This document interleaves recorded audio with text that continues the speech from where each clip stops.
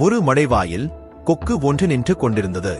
அந்த மடையில் வந்து கொண்டிருந்த ஒரு கொழுத்த மீன் அந்த கொக்கை பார்த்தது. பார்த்தவுடன் அது பயந்து அப்படியே நின்றுவிட்டது. அந்த மீனின் தாய் அதனிடம் கூறிய சொற்கள் அதற்கு நினைவுக்கு வந்தன. கொக்குகள் நிற்கும் இடத்தைக் கண்டால் அங்கே போகாதே, அவை மீன்களை பிடித்து தின்றுவிடும் என்று அது கூறியிருந்தது. எனவேதான் அந்த கொழுத்த மீன் கொக்கை கண்டவுடன் பயந்து நின்றுவிட்டது. ஆனால் அதைக் காட்டிலும் சிறிய மீன்கள் எல்லாம் சிறிதும் அச்சமில்லாமல் மடைவாய் வழியாகச் சென்று கொண்டிருந்தன.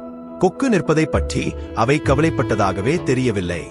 ஒன்றன் பின் ஒன்றாக மீன்கள் தன்னை கடந்து செல்வதை அந்த கொக்கு கவனித்ததாகவும் தெரியவில்லை.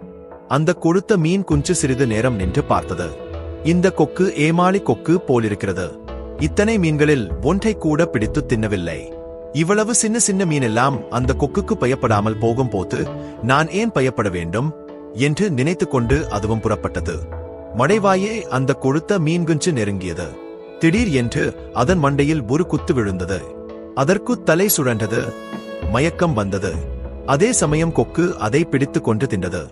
மறுபடியும் அந்த கொக்கு இன்னொரு கொழுத்த மீன் எப்போது வரும் என்று எதிர்பார்த்து கொண்டு மடைவாயின் கரையில் நின்று கொண்டிருந்தது. ஓடுகிற மீனையெல்லாம் ஓடவிட்டு பொருத்தமான மீன் வரும்போது சட்டென்று கொத்தி தின்றுவிடும் கொக்கு. அடக்கமாக உள்ளவர்கள் கொக்கு போல் தகுந்த காலத்தை எதிர்பார்த்து காத்திருப்பவர்களே. அவர்களை ஏமாளிகள் என்று எண்ணிவிடக்கூடாது.